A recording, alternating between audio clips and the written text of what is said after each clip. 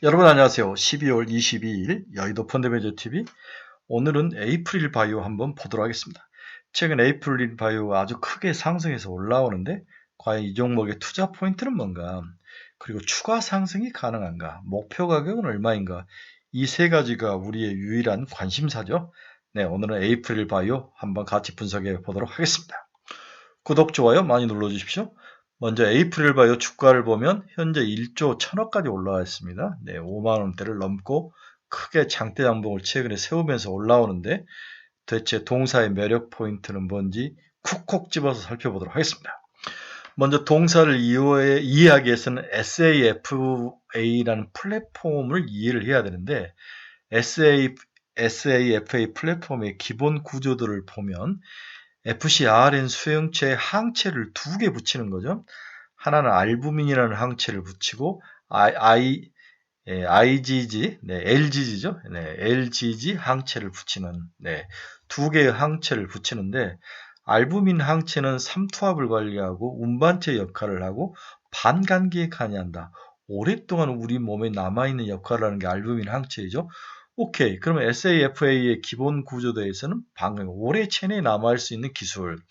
여기에 IgG 항체를 붙이는데, IgG는 박테리아, 바이러스 등 외부 침입자를 중화하고 독소를 제거하는데 가장 중요한 항체가 LGG죠. IgG가 아니라 LGG 항체인데, 이 두 개의 항체를 붙이는 이중 항체의 약물을 FcRn 수용체와 결합해서 붙인다. 이렇게 보면 될 것 같아요. 여기서 FcRn 수용체는 뭐냐? 태아의 태반에서 엄마에게 LGG 항체를 유일하게 전달해주는 수용체가 바로 FcRn 수용체라는 거죠. 네. 그래서 FcRn 수용체가 우리 몸에서 굉장히 특이적으로 작용을 하는데, 동사는 이 FcRn 항체, 엄마에게 태어난 항체를 이용해서 약물을 만든다. 그래서 FcRn 항체를 최근에 만들었다 박사라는 게 한올바이오 파마죠. HL10이 아제넥스의 비브리가트 등이 바로 FcRn 항체 수용체가 과발현되는 문제를 표적에서 만들었는데, 특히 한올바이오 파마가 파이프라인을 반납하면서 문제가 크게 발생했는데, 동사는 거기와는 좀 관련이 못다. 따라서 동사의 SFA 플랫폼의 기본 특징은 반감기를 늘려주는 알부민 항체가 들어가고, FcRn이 과발현 시 발생할 수 있는 자가면역 결함을 주로 치료하는 그러한 파이프라인, 그러한 약물을 만든 회사이다. 이렇게 이해를 하시면 될 것 같습니다. 좀 더 깊게 알아보도록 하겠습니다. 자, 먼저 IgG 항체하고 알부민 항체, 이는 일반적으로 단기적 작용 후에 우리 세포 내에 리소솜으로 이동 후에 사멸을 합니다. 이 리소솜이라는 것은 뭐냐? 우리 몸에서 쓰레기 폐기장 물질을 제거하는 그런 역할을 하는데, 그래서 여기에 들어오면은 바로 IgG 항체라, LGG 항체라든지 이런 항체들이 사라지게 되는 거죠. 따라서 이렇게 빨리 사라진 것을 제거하기 위해서 FcRn 항체를 붙여서 사라지지 않고 우리 체내에 오래 생존할 수 있도록 만드는 게 기본적인 이 약물의 모습인데, 그런데 이게 만약에 일반 좋은 항체에서는 문제가 없는데, 이 기술이, 이 작용이 항암제에 사용되면은 항암 이제 수용체가 죽지 않고 지속적으로 살아나는 거죠. 이때 FcRn 수용체가 과발현을 가로막는 항체 약물을 넣어주면 나쁜 항체가 재활용되지 않도록 금방 분해되는데, 이 리소tom으로 가는 것들로 관여하지 않게 하면서 오래 가는 것은 좋은데, 만약에 이게 과발현됐을 때는 자가면역 질환과 암 등이 발생한다. 단점을 보유하고 있죠. 그래서 자가면역 질환이나 암으로 발생하고 과발현하지 않도록 FcRn 항체를 제어하는 저해제를 만들어서 약물을 만드는 게 바로 동사의 에이프릴 바이오의 핵심 SFA 플랫폼의 특징이다. 이렇게 이해를 하시면 될 것 같아요.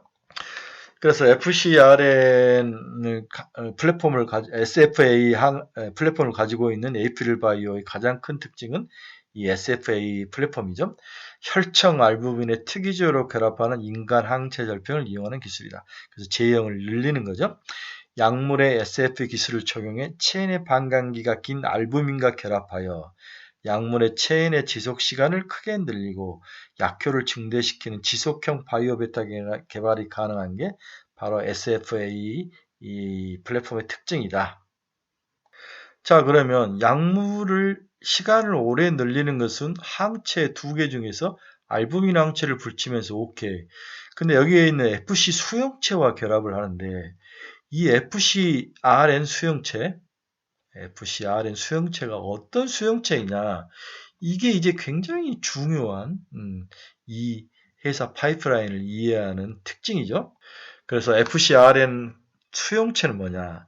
FcRn은 네오넨탈 FC 리셉터 신생아 FC 수용체이다. 우리 단백질의 수명 연장권을 쥐고 있는 수용체가 FcRn 수용체라는 거예요. 우리 몸에서 항체, LGG와 알부민의 수명을 결정하는 재활용 센터와 같은 역할을 하는 핵심 단백질이 바로 FcRn 수용체라는 거죠. 네. 기능은 어떤 기능을 가지고 있냐? 혈액 속의 단백질은 일정 시간이 지나면 세포 안에서 흡수되어서 분해가 되죠. 그런데 FcRn 수용체는 중요한 단백질은 LGG 항체와 알부민이 빠르게 분해되지 않도록 지키는 역할을 한다. LGG 항체는 우리 몸의 독소를 제거하는 중요한 항체 역할을 하죠. 알부민은 또 우리 몸에서 오래 남을 수 있게 도와주는데 이 두 개가 우리 몸에 좀 오래 남을 수 있도록 확실하게 도와주는 수용체가 FcRn 수용체이다. 그래서 포획하고 세포가 혈액 성분을 삼키면 세포 내에서는 산성, 폐하 6.0 이하가 되는데 이때 FcRn 수용체는 LGG 항체나 알부민과 강하게 결합해서 못 사라지게 잡아주는 역할, 다음에 구조 및 재활용, 리사이클 역할을 하는죠. FcRn과 결합한 단백질은 쓰레기 처리장 리보솜으로 가지 않게 다시 세포 표면으로 이동할 수 있도록 구조 리사이클을 강화시켜주는 역할을 한다. 사라지지 않게 잡아주고 이것을 다시 우리 몸속으로 들어가게 해서 다시 죽지 않고 돌게 해주는 역할을 하는 게 FcRn 항체이다. 이게 이제 이 체내 단백질의 수명 연장권을 쥐고 있는 아주 중요한 수용체라는 거죠. 그 다음에 또 FcRn 수용체의 세 번째 기능은 방출의 기능이 있는데 중성인 혈액 환경에 노출되면 FcRn은 잡고 있던 단백질을 놓아주고 단백질을 다시 혈액 속으로 순환시키는 역할을 해주는데 이 결과 일반적인 단백질의 반감기는 몇 시간에서 며칠에 불과하지만 FcRn 수용체와 결합한 이 항체, 이 약물은 알부민과 LGG는 약 3주 21일 동안 체내에서 오래 머물 수 있도록 도와주는 역할을 하고 있습니다. 그래서 이 LGG 항체가 굉장히 항체가 두 개 붙죠? 네. 그래서 LGG 항체하고 알부민 항체하고 FcRn 수용체가 만들어서 하나의 항체 약물을 만드는데 LGG 항체는 신체의 주력 방어군이고 태아에게 전달되는 유일하게 태반을 통과할 수 있는 항체이다. 어머니의 LGG가 태아에게 전달되어 출생 초기 아기의 면역력을 책임진다. 아기의 면역력 책임지는 LGG 항체죠. 가장 긴 수명을 가지고 있다. 다른 항체보다 수명이 며칠 내로 짧아지지만 LGG는 약 21일 동안 혈액 속에서 살아납니다. 수명이 긴 LGG 항체하고 이것을 더 길게 하지는 알부민 항체를 FcRn 수용체와 결합시켜는 그러한 기술이 SFA 동사가 가지고 있는 플랫폼 기술이다. 그렇죠? 그래 결국 단순하게 정의하면 사람의 몸에 다양한 면역 기능을 하게 하는 항체와 그리고 이 항체가 오래 몸속에 유지될 수 있도록 알부민 항체를 붙이고 이것이 기존의 수용체 중에서 가장 반감기가 길고 여러 가지의 혈액순환에서 오래 살아남을 수 있도록 만드는 FcRn 수용체를 붙이는 게 동사의 핵심 기술이라는 거죠. 동사의 파이프라인을 보면은 첫 번째 발은 PAB-A1 자가면역 진환에 타겟을 하고 있다.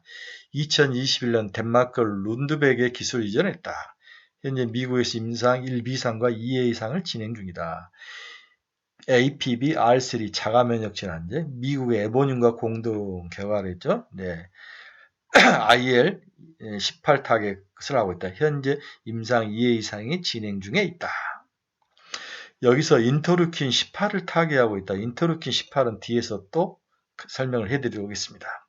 그래서 여기서 지금 중요한 게 자가 면역 질환인데 특히 APB, R3, 동사 에이프릴 R3 이 파이프라인이 미국 에버문과 공동 개발을 했고 인터루킨 18을 타겟을 하고 있다. 이 부분이 굉장히 중요한 핵심 요소인데 뒤에서 설명을 해드리도록 하겠습니다. 그래서 시장에서 지금 관심을 가지고 있는 것은 동사의 세 번째 그 타겟 파이프라인이죠. APB, R3, 자가면역 질환, 마시라든지 에보민에게 에러를 했죠. 약 6,500억 정도 에러를 했고 임상 이상을 진행 중에 있습니다. 그러면 동사의 세 번째 파이프라인은 APB R3, AVO 301을 에보민에서는 AVO 301이라고 부르는데 똑같은 단어이죠. 이 파이프라인의 가치에 대해서 한번 알아보도록 하겠습니다. 현재 환자 수는 60명만 필요한 71명까지 모았다는 거죠. 임상 2회 이상을 했다 17일 날 2회 이상이 종료됐다고 발표를 했죠. 여기서 이제 주가가 뛰기 시작하는 거죠. 에보민과의 관계 24년 6월 20일 날 에로를 발표했고 에보민은 지난달에 나스닥에 상장한 기업이다. 사용 기술은 SFA 플랫폼 기술을 사용했고 반감기를 늘리는 기술에 초점을 맞췄다. 표적은 인터루킨 18 염증 분자를 차단한 것이다. 인터루킨 관련된 18 염증 분자는 인터루킨 4나 인터루킨 13 염증 분자보다 사이토카인, 아토피를 발생을 하게 하는 그런 사이토카인 분비가 강해서 아토피를 심하게 발생하는 인자라는 거죠. 염증 분자가 인터루킨 18 염증 분자인데 따라서 사이토카인은 분배를 억제하는 저해제로 지금 개발을 하고 있다. 이렇게 이해를 하시면 될 것 같아요. 또 추가 타겟으로는 인터루킨 18은 궤양성 대장암이나 크론병, 건선, 천식과 관련된 추가 치료 타겟 확장이 가능하다. 이 부분도 동사가 주가 상승에 좋은 원인이 되고 있다. 경쟁 약물로는 사노피와 리제론이 공동 개발해서 만든 두피젠트라는 약이 있는데 머리 약인데 12조의 블랙버스터 약물이다. 통 제품은 인터루킨 4나 인터루킨 13을 주로 타겟을 하는데 이것보다 더 강한 인터루킨 13 염증 분자를 타겟을 하는 동사의 파이프라인이 훨씬 더 가치가 있는 거죠. 이 인터루킨 4나 13 그렇게 어렵지는 않은 것 같아요. 저해제를 만드는 게. 이게 이제 12조의 블록버스터물인데 인터루킨 18 염증 분자를 타겟해서 성공을 한다면은 동사는 더 가치가 올라가지 않을까. 이게 이제 동사의 핵심 투자 포인트라고 이야기를 해드릴 수 있습니다. 네, 오늘 에이프릴 바이오의 APB R3 주로 인터루킨 18 염증 분자에 초점을 맞춰서 다양한 면역 기능을 상실하게 하는 그러한 파이프라인 제어하는 그러한 파이프라인을 초점을 맞춘 동사의 핵심 파이프라인을 설명해 드렸습니다. 여러분께서 투자의 방향을 잃어버리거나 종목 상담이 필요하시 관심 종목이 필요하시면 제 카페 주소 치고 들어오시기 바랍니다. 결국 동사는 현재 시총이 1.2조인데 3조까지 보자. 3조까지 꾸준히 잘 가지고 견디시기 바랍니다. 3조에 도달하면 저에게 칭찬 한번 쏴주시고 저희 카페에 가입해 주시기 바랍니다. 여러분 감사합니다. 에이프릴 바이오 좋은 바이오니까 꼭 붙들고 가시기 바랍니다. 여러분 감사합니다.